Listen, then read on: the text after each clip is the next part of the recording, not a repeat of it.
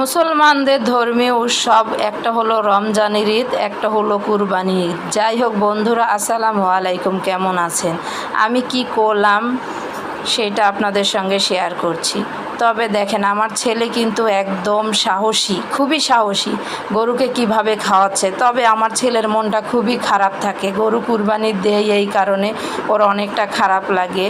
তারপরে কুরবানি দিতে হবে, করার কিছু নেই। আমার ছেলে রাতে অনেক কান্নাকাটি করে, গরু নাকি কান্না করে, তাই আমার ছেলেও কান্না করে। দেখেন কত আদর করতেছে এবং চোখের পানিও মুছায়া দেয়। এরকম একটাই, এই যে কুরবানির ঈদে কুরবানি দিয়ে দেওয়া হলো গরু কুরবানির দিন। যাই হোক, সবাই মিলে আমরা কুরবানির মাংস হাত দিয়ে না ধরলে কুরবানির মজাটাই থাকে না, তাই সবাই মিলে কাটাকাটি করি। ওদিকে কসাইরা হাড্ডি কাটতেছে আর আমরা এদিকে মাংস কাটতেছি। যাই হোক, আমাকে খাইয়ে দিচ্ছে। আমি কুরবানির সময়ে সব সময় গরুর মাংস, গরুর গোস্ত কাটার চেষ্টা করি।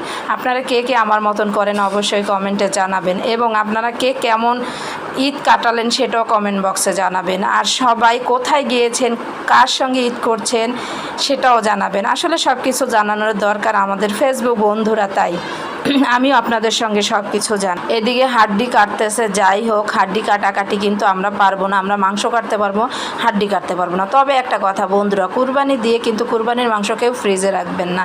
এদিকে দেখেন, আমার নাতিটা আমাকে আদর করছে, চুমা দিচ্ছে, অনেক আদর করে। বাচ্চা বলতেই আমি অজ্ঞান। বাচ্চাদের আমার খুবই ভালো লাগে। তো কুরবানির মাংস যা বলতেছিলাম, কুরবানির মাংস আমরা কেউ ফ্রিজে রাখবো না।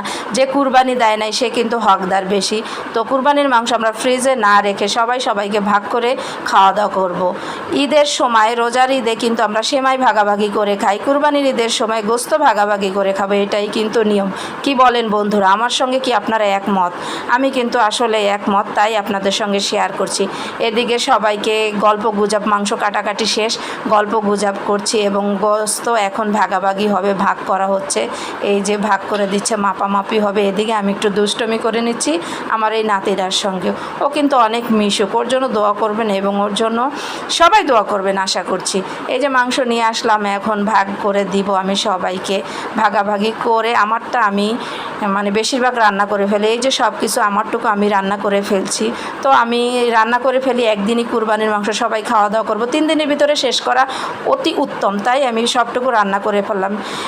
রান্না শেষ, এখন আমি দেখেন আবারও সবাইকে আল্লাহ হাফেজ দিচ্ছি, টাটা দিচ্ছি, বাই বাই দিচ্ছি। সবাই ভালো থাকবেন, সুস্থ থাকবেন, এবং কে কেমন আনন্দ উপভোগ করলেন সেটা আমার কমেন্ট বক্সে জানিয়ে যাবেন। এবং সবাই কুরবানি শেষে যার যার মতন আসবেন, অনেক সাবধানে আসবেন এবং ভালো থাকবেন, এবং আপনার সবাই সুস্থ থাকবেন, ভালো থাকবেন। আল্লাহ হাফেজ।